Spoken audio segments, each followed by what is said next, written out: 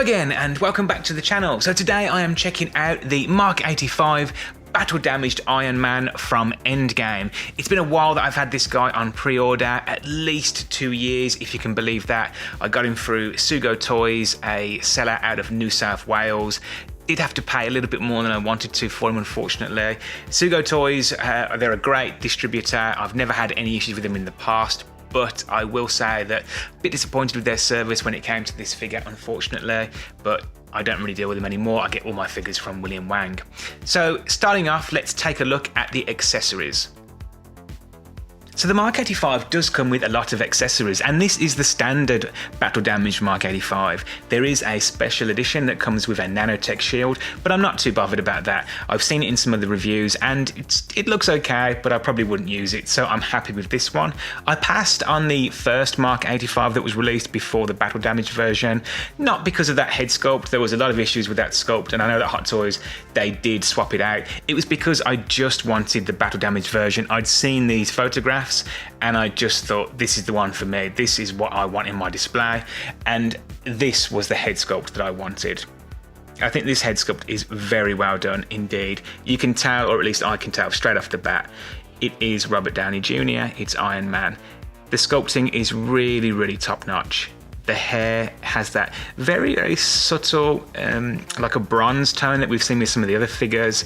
Luke Skywalker tends to have it quite a lot in his sculpts, but you can even see the grey on the sides. Very nice indeed. I'm not too keen on the glossy look of the blood, but it is nice to have the battle damaged, the scars here, the nicks and the cuts and scrapes. And you probably can't really pick it up on the camera, but he's actually got, it looks like dust and maybe some smoke and scorch marks all around his brow. He's also got some red flecks here on his neck. I don't know if that's an imperfection in the sculpt or if that is intentional, but it looks really nice. It almost looks like he's got a bit of shaver's rash going on there or something. I don't think it's intentional, but it still does look good. And then underneath as well, he's even got wrinkles and creases underneath the chin, so very well done. The eyes also, that real stern, determined look. Now, just FYI, if you haven't seen Endgame, then spoiler alert, I will be talking about things which will spoil the movie. So that out of the way, this is obviously from that final scene where he's on his knees and he clicks his fingers, and they've captured it very, very well. He also comes with 2 nano gauntlets. These are not battle damaged, so you can load him out for the fight scene before the end when he's all battered. These are quite light, very light in fact. And there is a light up feature. In fact, there's multiple light up features on the figure. He has one in his chest, one in each arm. I believe he has one in his leg as well. We'll check it out later, but this obviously pegs in and the light would come through. But these are nice. I don't know that I'll be using them, but they are nicely done. So 2 of those. He also comes with 2 open hands. Again, that light up feature would just come straight through there. These are nice. These are not articulated, it's just in place. But you know, if he's using his pulse blasters, these are what you'd go for. And even there you can see the scorch marks and the battle damaged armor. Very nice, and they're not the same. There's different scuffs and scrapes on each one. And then he comes with pretty much the same, but these are the articulated versions. So again, scrapes and scuffs, but these are fully articulated, which is obviously very nice. Nice to have articulated figures, hands. He also comes with a right gauntlet hand. This one is fixed in place. And you can see the Infinity Stones there. And then again, a right gauntlet hand, but this time you have the articulated fingers.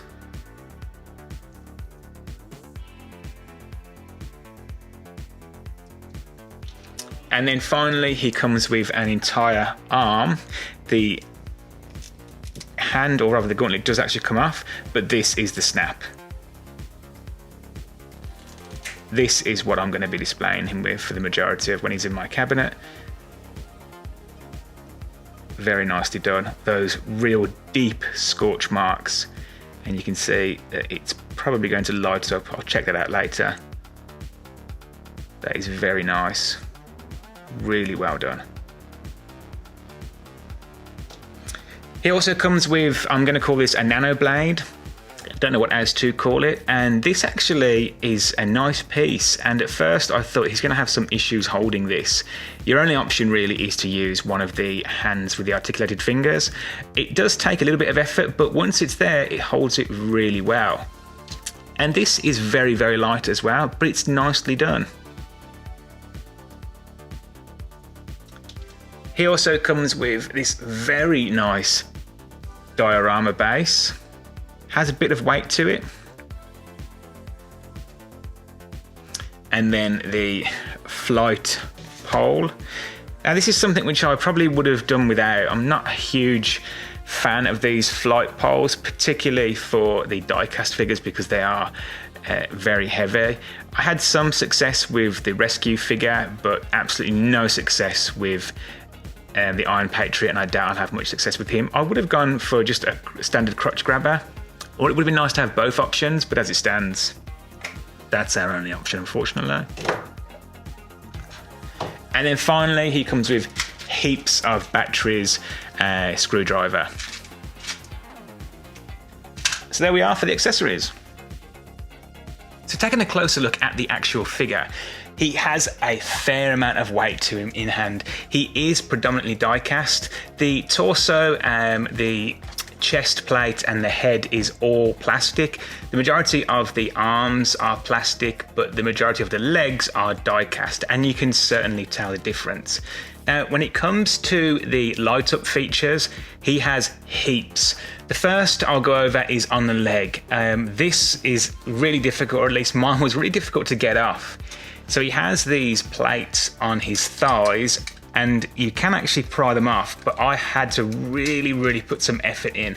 It wasn't easy at all, and getting it back on was also a bit of a challenge. Yeah, there we go. It could just be my figure, or it could be that it's just very difficult. Regardless, so he has one here, one the other side, and then he also has two on either side of his arms, just below, or rather at the back of his tricep. This plate also comes off. I'm not going to bother, just take my word for it. That comes off and that comes off, and then he has batteries underneath. And in the back, this actually is easier. If you use the tool that comes with the figure, you can just pry under there. That comes off, batteries go in there, and then the front panel. So this actually comes off as well. Batteries don't go in here, they go in the back, but I wasn't aware that this chest plate actually came off. I was playing around trying to get the batteries in, and this popped out, which is a very nice surprise. I had no idea. I probably won't display him like this, but look at that detail. Look at the sculpting on there, all around that arc reactor, and it is the arc reactor that lights up. And then also at the back of his head, he has another plate, much easier to take off. And then finally put batteries in there. Typically, I don't use the light up features with any of my Hot Toys figures, but when I do, they are almost exclusively these sorts of figures. Iron Patriot, Rescue, etc. I don't really use them for anything else. Some of the Jedi figures and Sith figures that I have, I don't use the light up features. It's nice, but it's a little bit fiddly to put them in, and then you can't really keep the batteries in because it could corrode the figure. So typically I don't use them. However, very nice. But let's take a close look at the actual work. This is just a gorgeous piece. They have put so much attention to detail. Now, as I said in the intro, I passed on the regular Mark 85 and opted for the battle damage version. So I don't know if they've just taken that original sculpt and just brutalized it. I imagine that's probably what they have done, but this for me is just such a nice piece. Taking a look at the actual chest plate, you can see all these scorch marks, these cracks and dings, even claw marks in the armor. And it also moves all the way around. I mean, half his armor on his shoulder plate is missing. And while we're looking at the shoulders, these are actually on an elasticated bracket, so they just come in and out. And these portions here as well, these actually come off. I'm not sure why, but they do actually come off. The bicep plate also is articulated, so you can get a range of movement. And then the gauntlet here, look how battered it is. If you haven't seen Endgame, well, he gets his ass handed to him towards the end of the movie, and this really does show. I mean, he's just had the shit beaten out of him. The back, however, is somewhat clean. I don't know why it is this clean. It kind of takes away from it a little bit. It's not a big deal, but it's almost like they just forgot about the back. Apart from these very subtle burn marks, these scorch marks here, this is completely clean, as is his helm. He does have some damage here and here, but I wouldn't have minded if they just took half of the plate off, you know, or just put a big ding on the side. However, it is still very, very nice. The legs also are completely destroyed. Massive, massive piece missing here in the armor, a huge portion missing from the knee, and they are not completely symmetrical. They haven't just copied it over both. You can see here it is totally different. All of this here is completely missing. Again, dings, cuts and scrapes. And then it's this black, almost like a powder burn. It's very subtle to see, and you might not be able to get it on the camera, but all here, and he has that everywhere on the figure. It's just such a nice touch. And then the gauntlets, or sorry, the feet are quite clean. The shins are relatively clean. There are some minor dings here and there, and again, those scorch marks all around the boots. So man, it's just such a nice figure and very, very well done. Okay, so in terms of articulation, he gets heaps of articulation. It's not just the legs, the arms, the head, etc. He has heaps of articulated armor plates, and I'll try and cover everything I can, but I'll almost certainly miss something. So starting off with the leg. So the leg actually has these articulated plates at the hip, one there, and then a second here, and that allows for you to bring the leg out. It doesn't go out too far, and I am going to be a little bit careful. And then going back, not too far. And then forward, he gets a good amount forward. And then at the knee, it's on a ratchet joint, and it comes all the way up. And then the actual boot itself, or rather the foot, is completely articulated and has a toe hinge. You don't get much side to side, but you do get some up and down, and then that toe hinge gives you that extra articulation. But also you can see there's an articulated portion here and another part there, and then the heel also has an articulated plate. Moving up, on the actual chest piece, so as I said earlier, this is entirely removable, but he has three portions here. One at the front, and then these two at the side. And they don't really help with any ab crunch because he gets virtually no ab crunch whatsoever. So he can come down to about there, which is virtually nothing. And then moving back, he gets a little bit back, but again, not much at all. He may get a bit more, but I am being a bit cautious. And then at the actual arm, so the shoulder is on a ball joint, and it has this articulated shoulder piece. This is on like an elasticated hinge, so you can actually move this out of the way, and he gets a good amount up.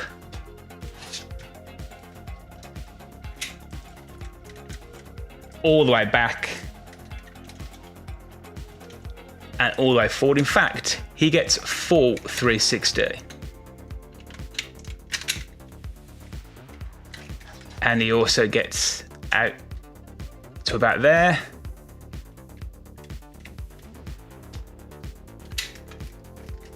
The bicep does have an articulated plate on it as well, which you can move which just allows for extra articulation at the elbow, so he gets all the way up.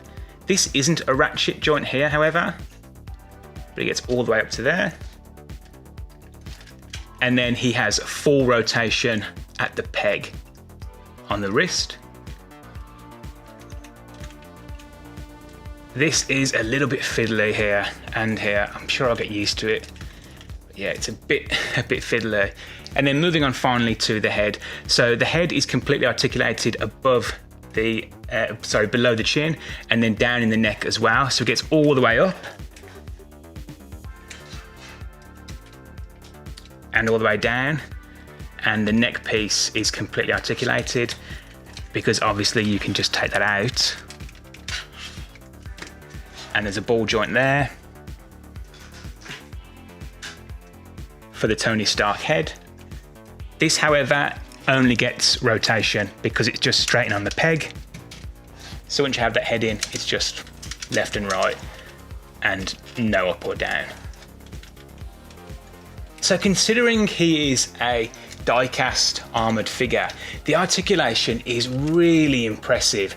You just have to be extra careful. Some of the pieces, the articulated armour, they feel like they could snap off, and obviously you don't want that. So just tread lightly when you get yours, if you get one. And if I've missed anything, please let me know in the comments. And for a quick size comparison, here he is next to the only other Hot Toys Iron Man figure I own, the Mark IV. That is the plastic Mark IV.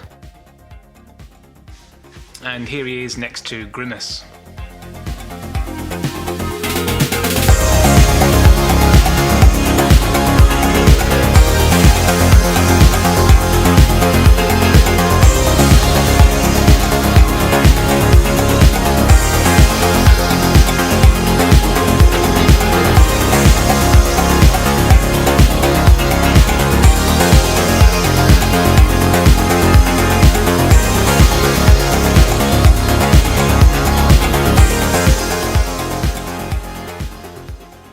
So my final thoughts on the battle damaged Mark 85 Iron Man from Hot Toys. I'm so thrilled I finally have this guy in my collection. For some time now I've been developing my endgame lineup, and Iron Man was the missing figure. As I said in the introduction, I pre-ordered him well over 2 years ago, and unfortunately I paid almost double what you can get him for now, which is a very bitter pill to swallow. But in terms of the figure itself, it's a masterpiece. It really is top notch. Nothing disappoints. That head sculpt is gorgeous. The overall look with the battle damaged armor is just right up my alley and exactly what I want for my display. And it's very well articulated for an armored figure, and it comes with just enough accessories. Yeah, it would have been nice to have that extra nano shield, but to be completely honest, I'm not that bothered. I only have one other Iron Man figure to compare him to, the Mark IV that we saw earlier in the video, but to be honest, I don't know that I'll ever need another Iron Man figure. This is my default. Unless they release something which is an absolute must, I think I'll settle with this guy because I don't think they can get much better. In terms of the price, he's very, very reasonable. He's that mid to high end, and he's still very easy to get. So if you can afford it and you want one, I wouldn't delay because he will not disappoint. And for me, he's an absolute top shelf figure.